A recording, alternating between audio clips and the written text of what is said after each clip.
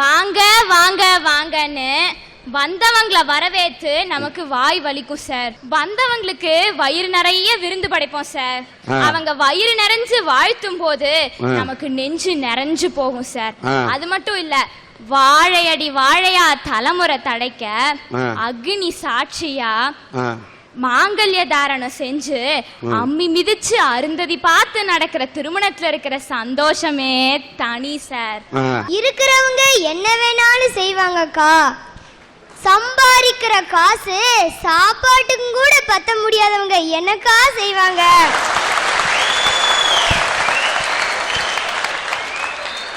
சின்ன பொண்ணுக்கு அவ்வளவு அறிவு இருக்கு. நீ போட்டிருக்கிறது கண்ணாடி, அது உட்கார்ந்துருக்குது உனக்கு முன்னாடி, அதுக்கு தெரியுது நடக்க போறது பின்னாடி. 10 ரூபா சம்பாதிச்சாலும் 8 ரூபாய செலவு பண்ணிட்டு 2 ரூபாய தான் பொண்ணுக்கோ பையனுக்கோ கல்யாணம் பண்ணணும்னு எடுத்து வைக்கிறாங்க இல்லையா, அங்க நிக்குதுப்பா எங்க மக்களோட பாசம். சார், நீங்க எல்லாம் ஒரு ஐயர் மந்திரம் சொல்லி கல்யாணம் நடந்து பார்த்திருப்பீங்க, 2 ஐயர் மந்திரம் சொல்லி கல்யாணம் நடந்து பார்த்திருப்பீங்க. என் மாமா பொண்ணுக்கு நடந்து சார் கல்யாணம். அங்க கல்யாணம் ஐயர் மந்திரம் சொல்லி கல்யாணம் நடந்து நான் பார்த்திருக்கிறேன்.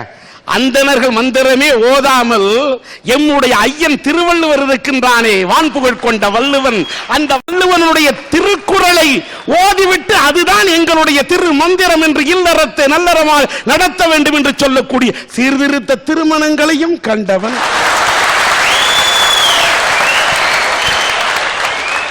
கல்யாணம் அந்த மாங்கல்ய தாரணம் நடக்க போற சமயத்துல வந்திருந்தவங்க 35 பேத்துக்கு பக்கம் எந்திரிச்சு நின்னு சொல்றாங்க சார் அந்த மந்திரத்தை. அப்ப கெட்டி மேல முழங்குது, அந்த சவுண்டுக்கு மீறி இவங்களோட மந்திர சவுண்டு ஒலிக்குது சார். வேடிக்கை பார்க்க போன நானே மெய் சிலுத்து போயிட்டேங்க சார். அப்ப கல்யாணம் பண்ணிக்கிட்ட அந்த பொண்ணுக்கு எவ்வளோ சந்தோஷமா இருந்திருக்கும் சார். நாளைக்கு எங்க அக்கா கஷ்டப்படும் போது அந்த நிமிஷத்தை நினைச்சு பார்த்தாலும் அவன் நெஞ்சில இனிக்குமே சார். அந்த சந்தோஷத்தை தர்றது எங்க சீர்வரிசை திருமணம் தான் சார். சீர்வரிசை கல்யாணம் முடிஞ்சு புகுந்து விட்டு போற பொண்ணுக்கு அந்த பொண்ணோட அம்மா ஒரு மந்திரம் சொல்லி அனுப்புவாங்க சார். தலையண மந்திரம், தனி குடுத்தின மந்திரம், சொக்குப்பொடி மந்திரம், சொத்த பிரிக்கிற மந்திரம், இத்தனை மந்திரத்தோட போறாங்க. மகிழ்ச்சி வருமா சார்? யாயும் யாயும் யாராகியரோ எந்தையும் நுந்தையும் எவ்வுரை கேளிர், யானும் நீயும் எவ்வழி அரிதும் செம்புள பயர் நீர் போல அன்புடை நெஞ்சம் தாம் கலந்தனவே. அதுதாயா சந்தோஷம். என்னுடைய தாயும் உன்னுடைய தாயும் எந்த ஊர்க்காரங்கன்னு தெரியாது, என்னுடைய தந்தையும் உன்னுடைய தந்தையும் எந்த மதத்தை சார்ந்தவர்கள் என்று தெரியாது, நானும் நீயும் எந்த வகையில் உறவினர்கள் என்று தெரியாது.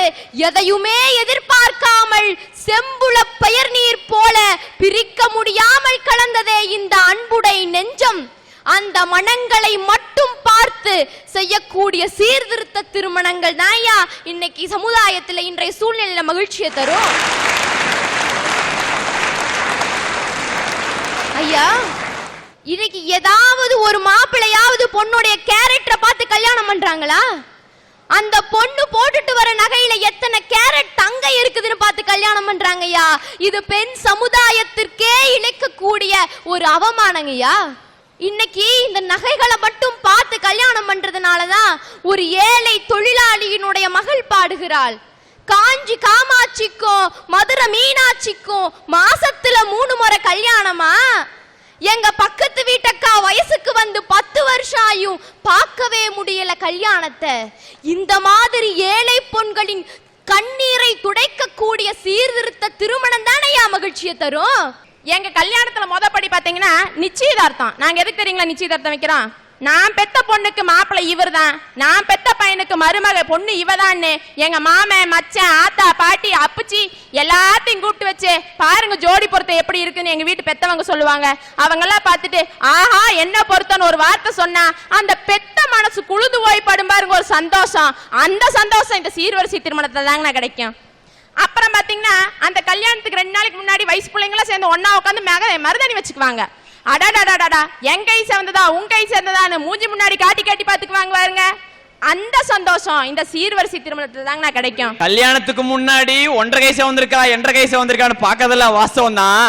போடுறேன்னு சொன்ன பவுன்ல 2 பவுன் குறைஞ்சா கல்யாணத்துக்கு போறது உன்ற வீட்டுக்கார 2 கண்ணத்திலயும் விடுவான் பாரு, அப்ப போய் பாரு உன் கண்ணை நல்லா செவந்திருக்கும். ஒரு காலத்துல 7 நாள் 8 நாள் வகை வகையா நடந்த கல்யாணம் எல்லாம் இன்னைக்கு 1.5 நாள்ல அவன் தேவைக்கு ஏத்த மாதிரி குறைச்சுக்கிட்டான். ஏன் குறைச்சிக்கிட்டா? அந்த காலத்துல பொழுது போகல, வேற வேலையே இல்லை, இதே ஒரு வேலைன்னு செஞ்சுக்கிட்டு இருக்கான். இப்ப எல்லாம் ஃபாஸ்ட் ஃபுட் மாதிரி அவன் ஃபாஸ்டா போயிட்டு இருக்கான். இதெல்லாம் பண்ணிட்டு இருக்க முடியுமா? இன்னைக்கு காடு தாண்டி மலை தாண்டி கடல் தாண்டி மேடு தாண்டி வேலை பார்க்கறவன் எத்தனையோ பேர் இருக்கிறான். அத்தனை பேத்தையும் ஒன்னா கூட்டிட்டு வந்து ஒரு இடத்துல வச்சு பார்க்கணும்னா அது இந்த சீர்வரிசை கல்யாணத்தினாலதான் முடியும். ஒரு குட்டியோடு கல்யாண மண்டபத்துல 1000 குடும்பத்தையும் ஒன்னா கூப்பிட்டு, மாமா நீ எப்படி இருக்கிற, மச்சான் உன் பிள்ளை எப்படி இருக்குது, என்ன படிக்குது அப்படின்னு அன்போடும் பாசத்தோடும் பண்போடும் நேசத்தோடும் ஒரு பரஸ்பர உறவை பரிமாறிக்கிறான் பாருங்க. அந்த சந்தோஷம் இருக்கே, அது இந்த சீர்வரிசை திருமணத்துல மட்டும்தாங்க கிடைக்கும். திருமணம்னா என்ன சார்? 2 மனசு இணையற வாழ்க்கை ஒப்பந்தம் சார். அந்த திருமணத்தை முடிவு செய்ய வேண்டியது அந்த 2 மனமா இருக்கணுமே தவிர உயிரற்ற ஜாதக கோடுகளும் உணர்ச்சியே இல்லாத கத்த நோட்டுகளுமா இருக்க கூடாது சார். சீர்திருத்த திருமணங்கிறது அவங்க தங்களுக்குள்ள இருக்க காதலை விட, தங்களுக்குள்ள இருக்க நட்பை விட, என் எண்ணத்துக்கும் ஒரு லட்சியத்துக்கும் நீ தொண்ணப்ப தோல் கொடுப்பங்கிற பரஸ்பர நம்பிக்கையோட அடிப்படையில் இணையறாங்க சார். சார் இப்படி முழு புரிதல்களோட ஜாதி மதம் ஏழை பணக்காரங்கிற ஏற்றத்தால உடைக்கணுங்கிற ஒரே லட்சியத்தோட வாழ்க்கை இணையற அவங்க வாழ்க்கையில என்னைக்குமே மகிழ்ச்சி தான் சார். இறையன்பு அழகா ஒரு கவிதையில சொல்லுவாரு, தோழி உன் கண்ண சிவப்பையும் கைகளின் வனப்பையும் பார்த்து நான் கரம் பிடிக்க போவதில்லை, என் எண்ணங்களின் பிரதிபலிப்பாக இருக்கிறாய் என்ற நம்பிக்கையினாலும் இந்த உலகின் முரட்டு குணங்களின் மீது முஷ்டியை உயர்த்துவாய் என்ற எண்ணத்தினாலும் உன்னை கரம் பிடிக்கிறேன்னு சொல்லுவாரு சார். சீர்திருத்த கல்யாணம் பண்றவங்களோட வாழ்க்கை என்னைக்குமே மகிழ்ச்சியா இருக்குங்கிறதுக்கு ஒரே ஒரு சின்ன உதாரணம் சொல்றேன் சார். எனக்கு தெரிஞ்சு நந்தினி பிரியான ஒரு பொண்ணு சார். அந்த பொண்ணோட வீட்டுல ஜாதி சமயம்னு பாக்குற கட்டுப்பாடு நிறைஞ்சது. அந்த பொண்ணு IAS ஆகணும்னு வளர்த்தாங்க சார். 12வது படிக்கும் போது அந்த பொண்ணுக்கு பக்கத்து வீட்டு பையனோட காதல் வந்துருச்சு சார். அந்த பையன் 9வது கூட தாண்டல சார். அந்த பொண்ணு வீட்டுல சொன்னா பொண்ணு வீட்டுல ஏத்துக்கல, ஆனா பையன் வீட்டுல ஏத்துக்கிட்டாங்க சார். 12வது முடிச்ச உடனே அந்த பொண்ணு அந்த பையனை கல்யாணம் பண்ணிக்கிட்டா. படிக்காத கணவர் சொல்றாரு, அம்மா எனக்கு படிப்பை பத்தி ஒன்னும் தெரியாது, நீ என்ன படிக்கணும்னு நினைக்கிறியோ அதை நீ படி, அதுக்கு நான் துணை நிக்கிறேன், நாம ஜெயிச்சு காட்டுவோம்னு சொன்னாரு சார். சொன்னதோட மட்டுமில்லாம அந்த பொண்ணை அந்த வருஷமே லா காலேஜ்ல சேர்த்துனாரு. காலேஜ் படிக்கிற முதல் வருஷமே அந்த பொண்ணுக்கு குழந்தை பிறந்துருச்சு சார். குழந்தை பிறந்ததுக்கு அப்புறம் படிக்கணுமான்னு அந்த பொண்ணு தயங்கினா. ஆனா நாம ஜெயிக்க வேண்டியது அவசியம் அந்த கணவர் கொடுத்த ஓக்கத்துல அந்த பொண்ணு கல்லூரி படிப்பை முடிச்சா. 2008 வருஷம் ஜூன் மாசம் அந்த பொண்ணு நந்தினி பிரியா IAS செலக்ட் ஆனா சார்.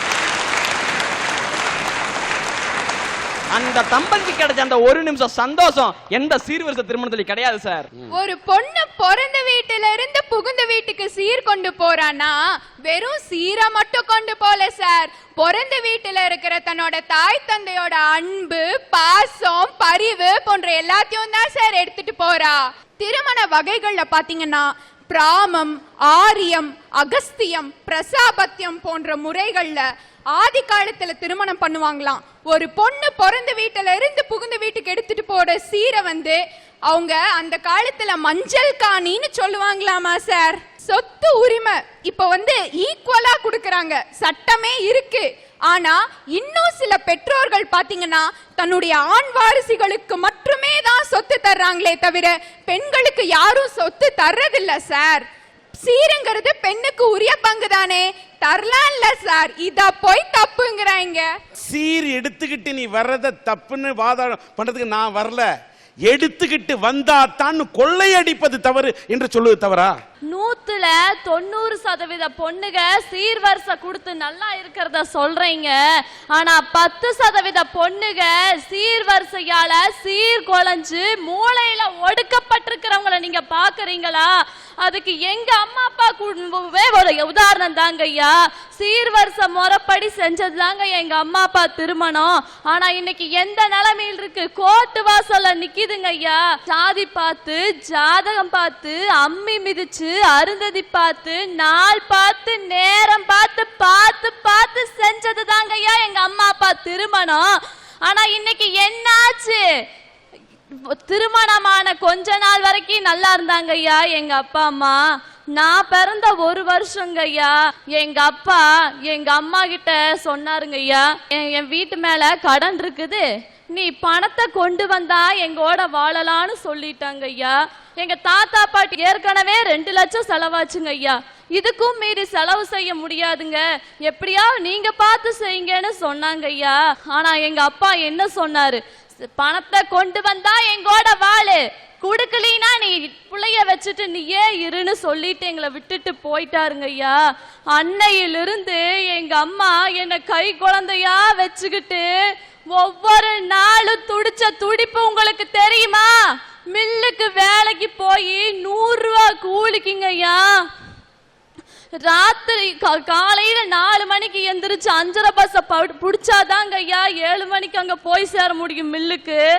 கை குழந்தை எங்க பாட்டிக்கிட்ட, அதாவது எங்க பாட்டிக்கிட்ட என்னை விட்டுட்டு 7 வருஷம் குருவி சேர்த்த மாதிரி சேர்த்தி வச்சு அந்த பணத்தை எங்க அப்பாட்ட கொண்டு போய் கொடுத்து, என்னங்க நம்ம குழந்தை இருக்குதுங்க, நாளைக்கு சமுதாயத்துல அதை நல்லா வளர்த்தணும்னு சொல்லி மன்றாடினாங்க ஐயா எங்க அப்பாட்ட. பணத்துக்காக மறுபடியும் வந்து எங்க வாழ்ந்தார் ஐயா எங்க அப்பா. வாழ்ந்து 1 வருஷம் வந்து பிரயோஜனம் என்னங்க ஐயா? என் தங்கச்சி தாங்க ஐயா பரிசு. அப்பவும் மறுபடியும் இதே சீர்வரிசையோட எங்க அப்பா சொல்லி பிரிஞ்சு போயிட்டாருங்க ஐயா. இன்னைக்கு எங்க அம்மா 2 பொண்ணுகளை வச்சுட்டு மில்லுக்கு வேலைக்கு போய் கஷ்டப்பட்டு உழைச்சு இன்னைக்கு எங்களை காப்பாத்திட்டு இருக்காங்க ஐயா. எங்க அப்பா எங்களை விட்டுட்டு போய் 14 வருஷம் ஆச்சுங்க ஐயா. எனக்கு இன்னைக்கு 18 வயசு, என் தங்கச்சிக்கு இன்னைக்கு 11 வயசு. எங்கய்யா போச்சு உங்க சீர்வரிசை? பணம் பணம்னு சொல்லி ஒரு பொண்ணோட வாழ்க்கையை சீரழிக்கிறீங்களே, இது உங்களுக்கு நியாயமா தெரியுதா ஐயா? இன்னைக்கு நான் இங்கிலீஷ் லிட்டரேச்சர் 2nd இயர் படிக்கிறேங்க ஐயா. என் தங்கச்சி 7th ஸ்டாண்டர்ட் படிக்கிறாங்க ஐயா. ஏன் படிக்க வைக்கிறாங்க? இதே அந்த 100 ரூபா கூலிக்கு நானும் போயிருந்தா 200 ரூபா சம்பாரிச்சிருக்கலாம் இல்லையா, நல்லா சாப்பிட்டுருப்போம் இல்லையா. ஆனா இன்னைக்கு எங்க அம்மா 3 வேளையா 2 வேளையா சாப்பாடு சாப்பிட்டு 1 வேளைய மிச்சப்படுத்தி எங்க 2 பேர்த்தையும் படிக்க வைக்கிறாங்க ஐயா. என்ன காரணம்? எனக்கு வந்த நிலைமை என் பொண்ணுக்கு நாளைக்கு வந்துருச்சுன்னா என்ன பண்றதுங்கிற ஒரே ஒரு காரணத்துக்காக இன்னைக்கு வரைக்கும் உழைச்சிட்டு இருக்காங்க ஐயா எங்க அம்மா. நான் 10th அம்மா வந்துருச்சுங்க ஐயா. 10th அப்படி இருந்தும் பப்ளிக் எக்ஸாம் 373 மார்க், 12th அக்கௌண்ட்ஸ்ல 200க்கு 200ங்க ஐயா. 1017 மார்க் எடுத்து எங்க அம்மா சூழ்நிலையை புரிஞ்சுக்கிட்டு. ஆனா என்ன பிரயோஜனம்? இன்னும் நான் எம்ப்ளாய்மெண்ட் ஆபீஸ்ல பதிவு பண்ணல. ஏன்னு கேளுங்க, எங்க அப்பா எங்க அம்மா வாழ்க்கையில விளையாண்டது பத்தாதுன்னு எங்க வாழ்க்கையிலயும் விளையாடுறாரு. குடும்ப அடையாள அட்டை எடுத்துட்டு போயிட்டாருங்க ஐயா. இன்னைக்கு வரைக்கும் முயற்சி பண்றோம், கிடைக்கல. எம்ப்ளாய்மெண்ட் ஆபீஸ்ல பதிவு பண்ணணும்னா அது வேணும், அது எங்களுக்கு இல்ல.